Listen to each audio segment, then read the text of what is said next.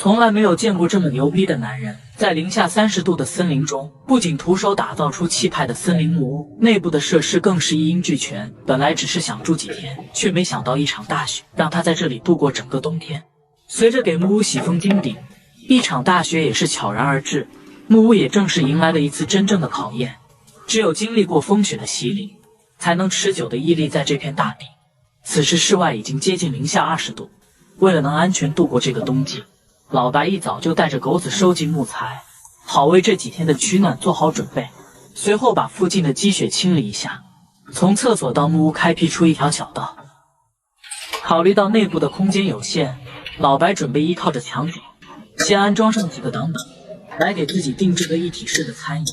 由于宽度足够的大，平时在这里躺着休息都不是问题，而且内部还预留出储物箱，平时放一些生活物品再合适不过了。现在看起来空间利用的相当合理。随着外面的雪花越来越大，老白也并没有休息，继续去外面找来几块木板。对于吃饭非常讲究的他，必须给自己量身打造的住房。得益于老白经常看荒野生存，打造橱柜完全是小意思。虽然没有规划好的图纸，但每个步骤都了然于心，很快就把几块挡板给安装完成。尽管看上去没有过于的华丽，但纯实木打造出来的柜子耐久性很好，就算用个几坤年都不在话下。一鼓作气的他，又加工了几片木板，继续把它们拼接在一起，在墙体一侧安装上置物架，这样上万块一套的橱柜搞定。这还没完，只见他又找来一卷铜板，准备在上面安装个水槽，这样平时生活做饭就不方便。只见他先切割出合适的缺口，然后把几片木板拼接成一个整体，这样就固定好了水槽的大小。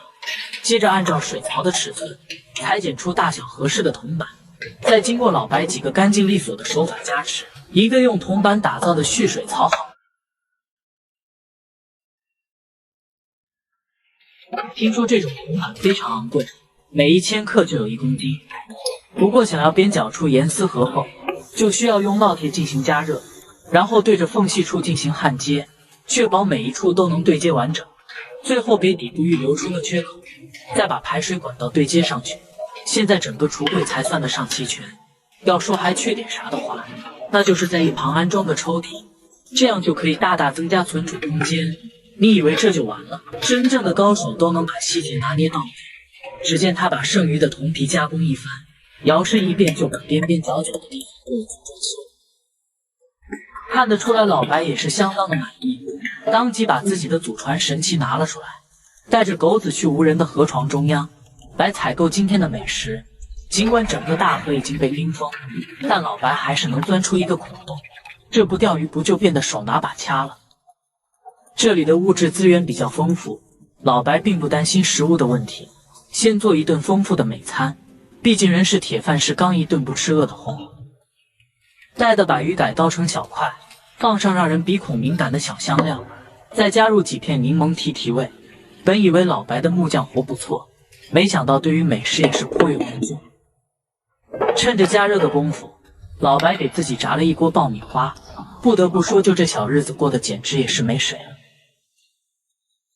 就看着鲜嫩的颜色，你流口水了吗？次日一早，老白就开始干了起来。只见他提前准备了一车铁桶，用工具给一旁的枫树开膛破口。这个时候是收集枫树枝的最佳季节，俗话说靠山吃山，靠水吃水。老白也是毫不客气，按照这个方式，把附近的树兄都给安排了一遍，尽量让大家都能雨露均沾。不得不说，老白是个时间管理大师，一心二用，两不耽误，将结好的木板继续安装在墙上，来给橱柜上方增加实用空间。再用螺丝把木板固定好以后，上方看上去就规整许多。至于剩下的几根原木，先给包得一干二净。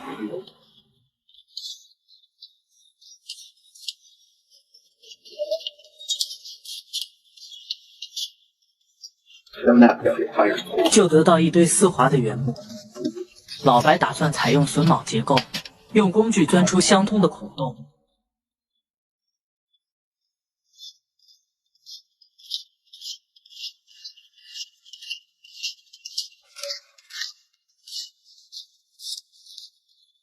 再加工出合适的笋皮，就可以把它们组装成一个整体，让它们相知相爱在一起。这一套丝滑的流程下来，没有在奔地修炼个1坤年都学不来，但凡少一天都做不到如此。带的差不多的时候，老白开始查看收获的成果，看着桶里面满满的枫树枝，他也是非常的满意，将其全部收入大桶里。虽然每次都是半桶，但扛不住数量足够的多，很快就把整个铁桶装满。现在到了最关键的时刻，老白准备了一壶硕大的方锅，并将其底部进行加热，这样就可以把枫树枝全部倒入。经过猛烈的燃烧之后，不仅能使得桦树枝更加粘稠，喝起来口感也是相当给力。不过为了使其更加纯正，他把方锅里面的枫树枝通通都给过滤了一遍，滤出一些不干净的残渣，就可以倒入另一口铁锅里，再经过2次高温杀菌之后，就能得到口感甜美的枫糖浆，给顺利的封装在玻璃瓶里。这种枫糖浆有止咳平喘、润肠通便等功效。枫糖浆一般可以涂抹在面包片上，作为早餐食用，味道甜美，含有多种矿物质和有机酸，能为人体提供日常所需的营养。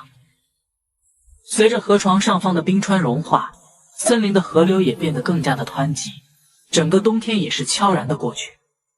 这个时候也是收集木材最好的季节，老白一连撂倒了好几根，再给树兄来套具矫治服务，准备在室外搭建个露天厨房。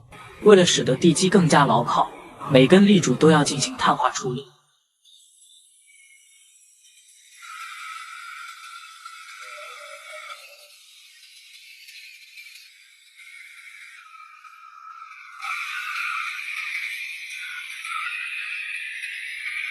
接着挖出合适的基坑，再把原木稳稳地放入其中，底部用混凝土进行填充，用生命的源泉进行浇灌。老白一连安排了4根承重柱，这样注定厨房的面积不小。为了使其更加牢稳，顶部都会用横梁将彼此连接在一起，形成一个四四方方的框架。考虑到爬上爬下不是很方便，他又在上面固定了几个木方，做个简易的脚手架，后期干活也会方便很多。保险起见，底部也要用木板进行接撑，这才调配好滑轮系统。用绳子固定在原木的一头，通过杠杆原理把100来斤的原木摇摇吊起。由于老白想搭建个人字形框架，顶部就需要粗壮的立柱做支撑，这样才能扛起100来斤的房梁。而剩下的10来根原木将作为船子一根根搭靠上去。3个人的爱情不靠谱，三角形的框架才稳定。随后把切好的木板铺上去，来给厨房搭建屋顶。一片片木板整齐划一的排列在一起，再充满节奏的挑剔声。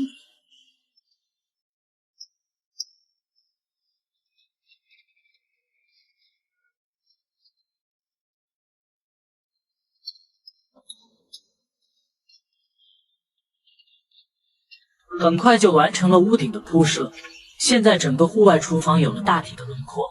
在野外的好处就是随时能支起来火堆，来给自己做一顿丰富的美菜。要说老白体力好，荤素搭配少不了，只有吃饱饭了以后，才能有力气干好接下来的工作。